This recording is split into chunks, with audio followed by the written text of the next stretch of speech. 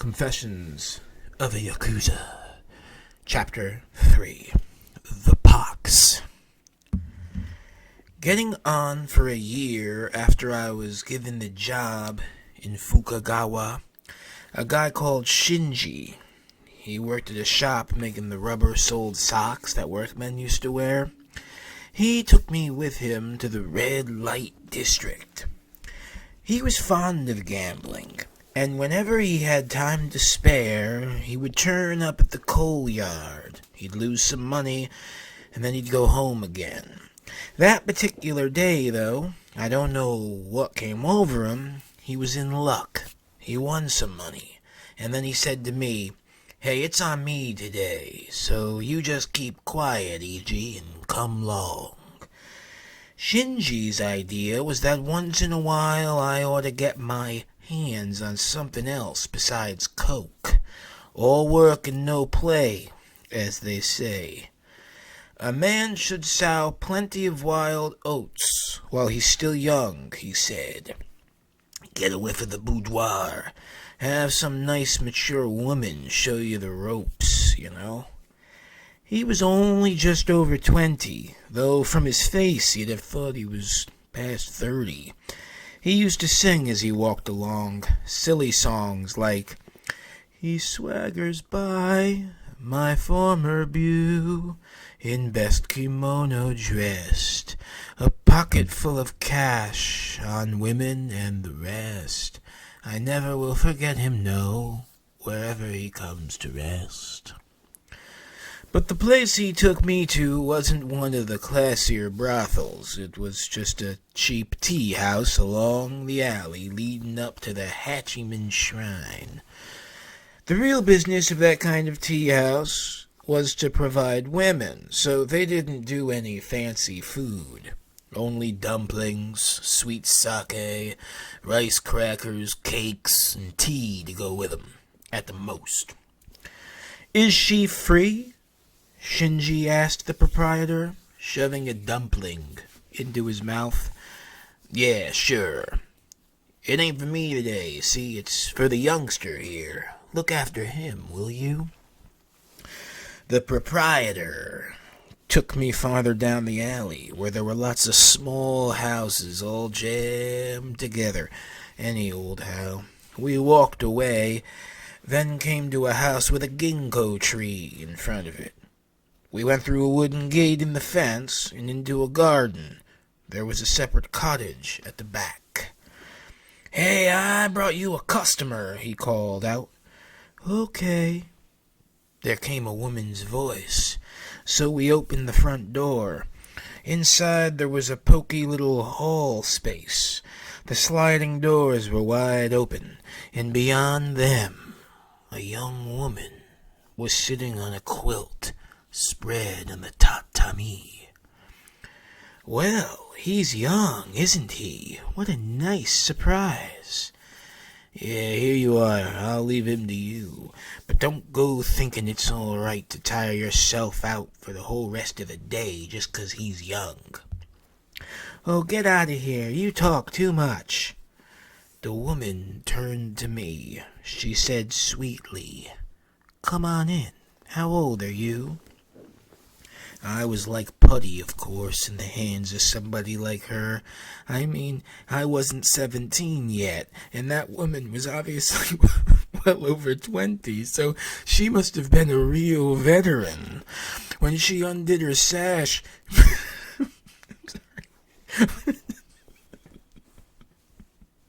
When she undid her sash, she didn't have anything on under the shift she was wearing. She didn't even have a waistcloth on. She just sat there with it open at the front, inviting me. She might as well have pinned me down by the back. I'm sorry. That woman might as well have pinned me down by the back of the neck. She couldn't have done better if she'd tried. You know... I can't remember her name, however much I try. All I know is that I hadn't been in bed with her all that long when someone started... I can't...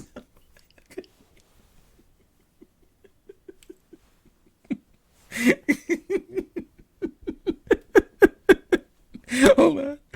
Well, all I know is that I hadn't been in bed with her all that long when someone started tapping on the front door, scaring the living hell out of me.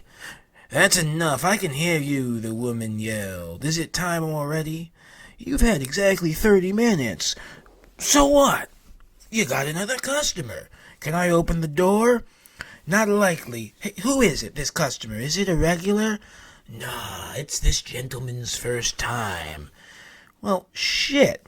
What about me? I'm a human too," she said. "Why can't I take my time with a decent-looking man once in a while?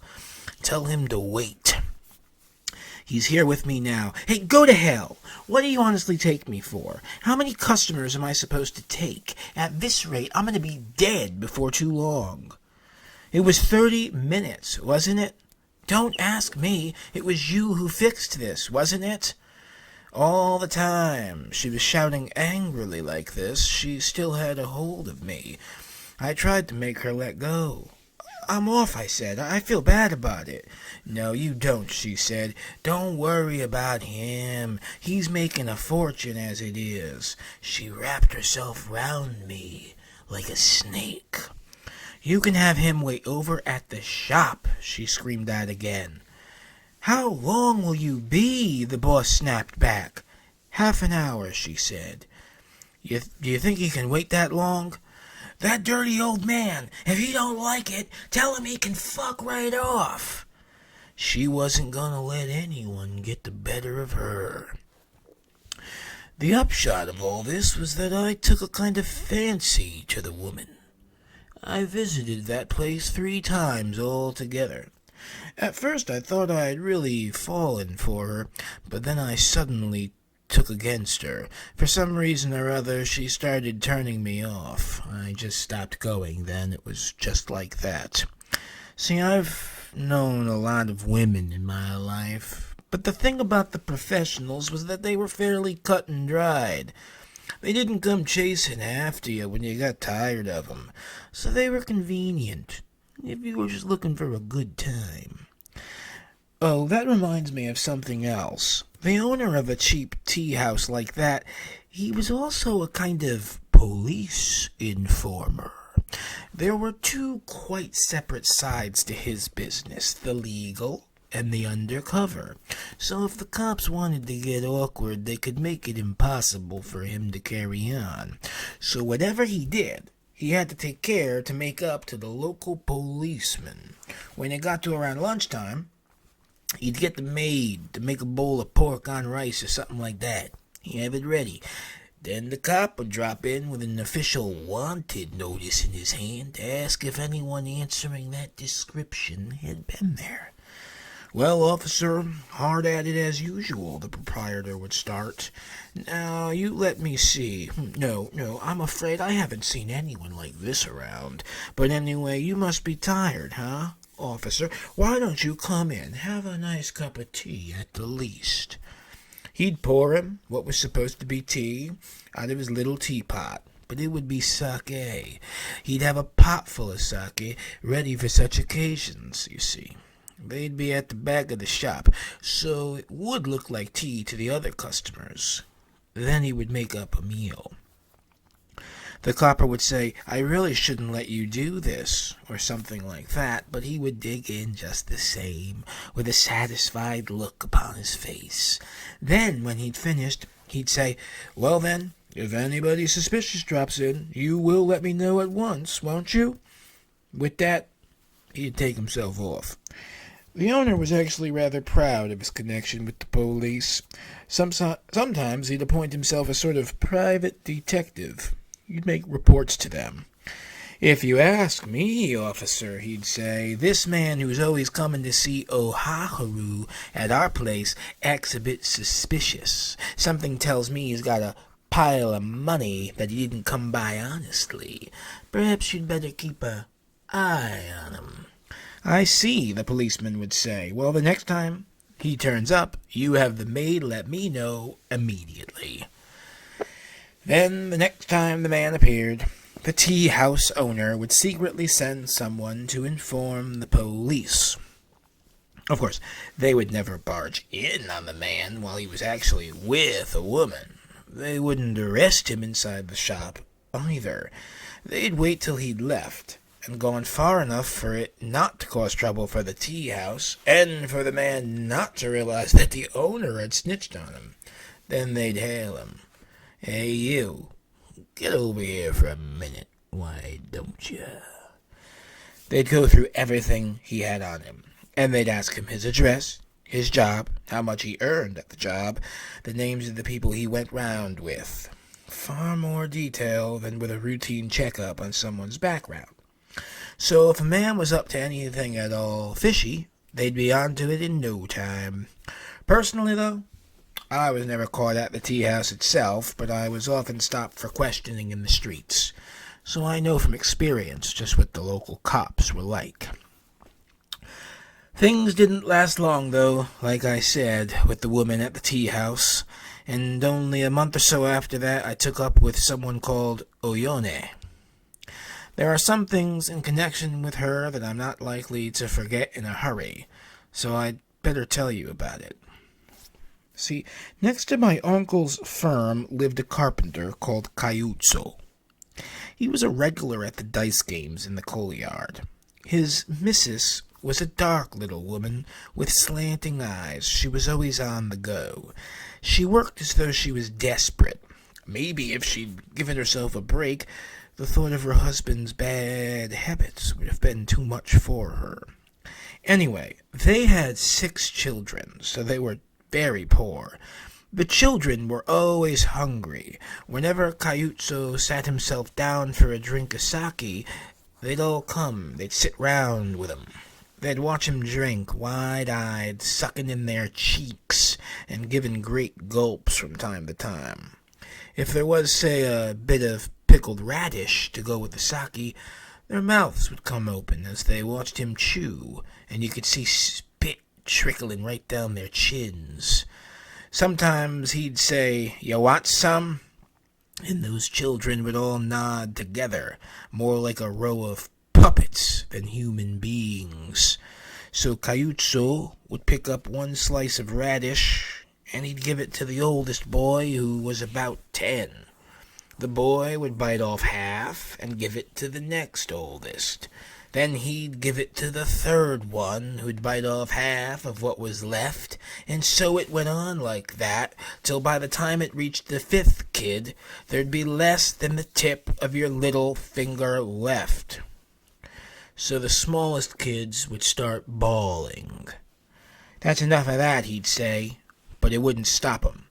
So we'd give them another piece, this time starting with the smallest. But then, as like as not, that kid would eat the whole piece himself, and there'd be a fine old fuss. Poor Kaiutsu couldn't even have a drink in peace. On days when he didn't have any work, he'd usually just turn up at the gambling place to work off his frustration. Every day when it wasn't actually raining, Kaiutsu's wife would be doing some washing. It wasn't the family's clothes that she'd wash. It was the underwear of the local whores and the cotton kimonos they kept for their customers. The red light districts produced a tremendous amount of washing every day, so it was farmed out to women outside. And there was a woman they called the boss, a kind of supervisor. Every day she'd load the dirty clothes the brothels had given her onto a cart, and she'd go around distributing the stuff to the washerwomen, who'd wash it at so many cents apiece and deliver it to the boss by nightfall. That was the kind of work Kaiutsu's wife did, so she was always outside the house with her laundry board and her tub. And there'd be another woman with her, helping her with the tart's clothes. Oyone, her name was. She was under 20, and quite the charmer. When they'd finished the laundry, the women would hang it up to dry in the corner of the coal yard, which was my uncle's property, so they were always quite polite to me, as if they had me to thank for letting them use the space. Before long, I began to take a liking to them, and it was in that way that I gradually struck up a friendship with Oyone. She was the daughter of a barge owner. She lived alone with her elder sister in a 2-story house near us. Her parents lived on the barge. With 7 children on board as well, the place had got so crowded that the 2 oldest girls had moved out and rented a room on the 2nd floor of a shop selling fertilizers. One day, though, there was a fire at the house next door, and the place where Oyone and her sister lodged, it caught fire too. This was in the middle of the night, but I was woken up by the shouts of "Fire!" and rushed out to have me a look. I found the whole area was ablaze, and there was Oyone, who for some reason hadn't got out in time. She was clinging to the roof and crying and screaming for all that she was worth. Burning flakes were drifting down all around her, and she was certain to be burned to death, unless she did something pretty quick. Her elder sister, who had managed to escape, was screaming at her, "Jump, Oyone, jump!" with all her hair hanging loose. But Oyone must have been too scared. Anyway, she couldn't move. The whole place was in a complete panic, with people rushing round through the bits of drifting fire, all of them shouting like mad. I was wondering desperately what to do when I saw a big old-fashioned umbrella lying at the side of the alley. It gave me an idea. I picked it up. "Here, use this to jump down with," I shouted, and I threw it up at Oyone. If I'd thought about it calmly, I should have known that an umbrella wasn't going to be of any use. But that's the kind of thing that you do when you're in a panic, ain't it? Anyhow, I had this idea that it would save her, so I threw it up towards her, but I was in such a state that I threw it handle first, so that the umbrella opened up almost immediately, and it didn't even get as far as the 2nd floor. I finally got the hang of it, and flung it again with all my might. Oyone grabbed hold of it and jumped with it, gripped in her hand, still unopened. Till then she'd been paralyzed with fright, but the moment she got hold of the umbrella, her strength somehow returned, and she just shut her eyes, and she jumped. So she was saved, and we were lovers from then on. Now, Oyone's father was called Ichitsu, and as it happened, he was a great gambler, too. Sometimes he played with the laborers, but when he played with the boatmen, it was always inside a boat. His barge had a cabin about 20 square feet big, but that was where his wife and children stayed. So they set up a big thing like a tent on the deck where the cargo was piled, and they played inside of that, out of sight. The police must have known about it, though, as there were raids once or twice a year at least. You should have seen the players when they turned up. They all dived into the river like frogs. They'd be in the air almost before the lookout gave the warning. If somebody called out, "Police!" as a joke, I expect they'd have jumped in without bothering to find out if it was true or not. Anyway, Ichitsu was a good-looking guy, in a hard sort of way, and quite a favorite with the women. And thanks to that, his wife got jealous. She gradually got more and more turned in on herself, and in the end she began to mess around with magic, praying to the fox god and all that kind of stuff. You'd often hear her mumbling what sounded like Buddhist prayers. This went on all the time Ichitsu was out on the town. She'd be inside their boat, but you could hear it cross the river way into the distance. The river was always jammed with boats, but you knew at once which one was Ichitsu's. One day I went to the barge with Oyone just as Ichitsu was coming home. It was early evening in the summer. The sky was still red over in the west. He grinned at us and he said, "That's right. You have a good time while you're still young. So I suppose he was in a good mood. But then I saw that Otoshi, that was his wife, she was standing bolt upright in the body of the boat, glaring at him. Her face wasn't normal. She was all tense round the eyes, and her mouth was drawn up at the corners, so that she really looked a bit like a fox herself. And she said in this spooky kind of voice, "Ichitsu, you've been with that Tamayo from the tea house again, haven't you?" Ichitsu didn't pay her any attention. He went on board. He headed for the cabin, but his wife shoved him back, and she shouted in this weird high voice, "A while ago the two of you went into the noodle shop by the Fudo shrine in Tomoyoka, didn't you?" "Bullshit," muttered Ichitsu, not to be drawn out. "You both ordered tempura noodles there, didn't you?" "What in the hell are you talking about, woman?" "But you found a fly in Tamayo's noodles when they brought them, didn't you? So you bawled them out. The owner apologized and brought you a new bowl. He gave you 10 sen back, didn't he?" Ichitsu just stood there, looking startled. His face was all pulled out of shape. And then, with us watching him, he grabbed hold of an iron kettle that was on the deck.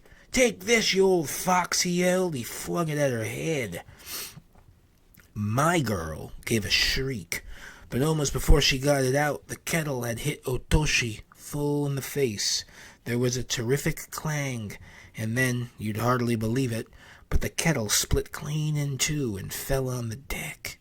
Otoshi stood with her eyes wide open, her face all tight, pinched like a fox still. Ichitsu, he didn't move. He was so shocked. Then he suddenly went limp and plumped down on the floor. It was completely dark by now, and there were lights on some of the boats. After a while, Ichitsu picked himself up, and he went into the cabin, but he was laid up for the next 3 days with a fever. Of course, that didn't mean that he gave up playing round, but he must have got scared of going out with Tamayo, because he seems to have dropped her in a hurry. They didn't throw the broken kettle away. They kept it as it was. It still beats me how something like that could have happened. Talking of Fox's curses, there was another thing, too. See, I'd been going with Oyone for barely 3 months or so when I began to get fevers from time to time. I was wondering what was the matter, but then I got this pain in the crotch, and the glands there started to swell up. Even so, I thought it would clear up of its own accord, and I didn't do anything about it. But it got more and more painful, till I couldn't even walk properly. If my kimono so much as touched my thighs, I'd jump with the pain. The laborers all cackled when they saw me walking about with bandy legs. After a while, though, I wasn't even walking. I was flat on my back in bed with a high fever, my whole body shaking like a leaf. It must have dawned on my uncle that this wasn't an ordinary fever, 'cause he went and fetched the doctor. The doctor took one look at me and said, "Syphilis." My uncle was furious. "I didn't think you were such a goddamn slob," he said. "I've got a mind to send you back to your father. What woman have you been with to get like this?" "I haven't been with any women," I said. It happened." "You get syphilis having sex with women. Who the hell ever heard of somebody getting it all by himself?" My uncle had a point. But I couldn't believe I'd gotten this from Oyone. She was such a clean and decent girl. You couldn't imagine her with this kind of a disease. Most likely it was that woman at the tea house who gave it to me. But if so, I might have passed the syphilis on to Oyone. If I had, it would be awful. This idea really bothered me. Anyways, The medicine and the injections brought the fever down so that I was able to get up. But those swellings in my crotch, they just went on getting bigger till they were as big as hen's eggs. They were incredibly painful. If I touched them by mistake, that pain just froze my brain. "You're going to have to get a specialist to look at this," my uncle grumbled. So I was taken to see a VD specialist in Kawagoe. My uncle got Kaiutso to go with me. What surprised me was that when we went in at the gate, there were so many patients they were spilling outside from the entrance hall. All of them men. I don't know what they were doing to them, but you could even hear a man screaming inside. It made my skin crawl. This is one hell of a place they've brought me to, I thought. When my turn came, and I went in, an elderly doctor with a beard had a look at me.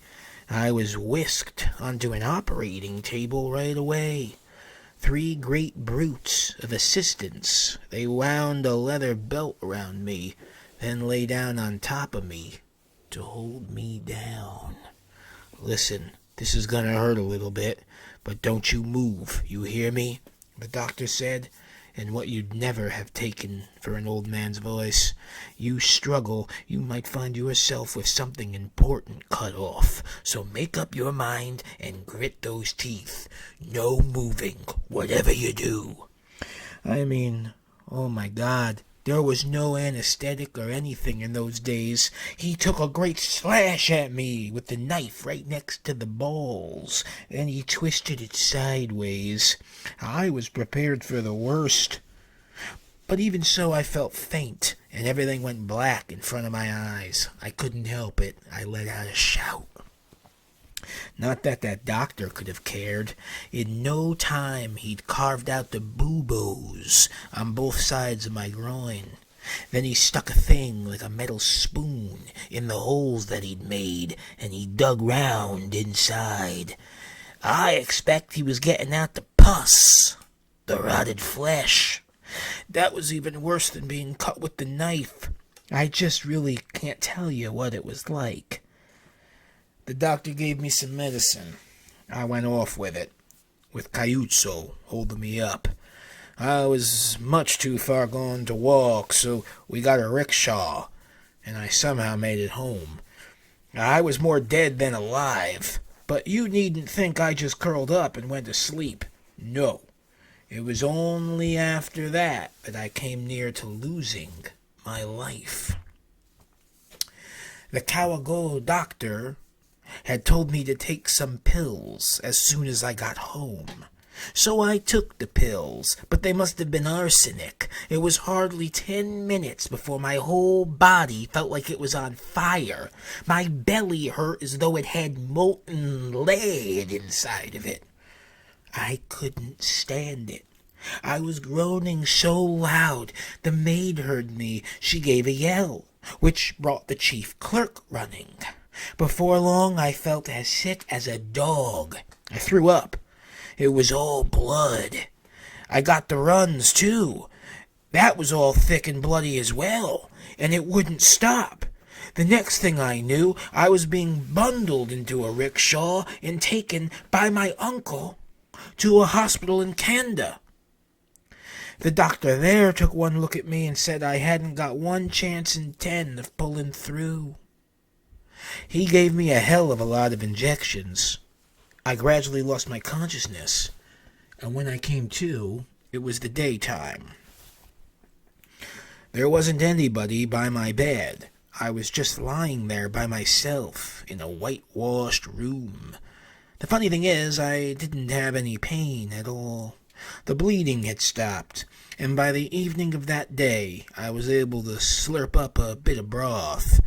I suppose my luck, it was still holding, and besides, I was a hell of a lot younger and tougher in those days. Kaiutso, he came to see me as it was getting dark. "You gave everybody a scare," he said. "We thought you were a goner. We thought you'd be dead. But I'm glad you made it. I left the hospital on the 10th day. You're a real tough fellow, I must say, the doctor told me as I was leaving. But you be careful with the women from now on. It might do you in the next time round. Perhaps the Kawago's doctor's kill or cure treatment worked. Anyway, that syphilis never recurred, luckily enough. Oyone, she went off somewhere by herself. I only hope the same trouble didn't get her too.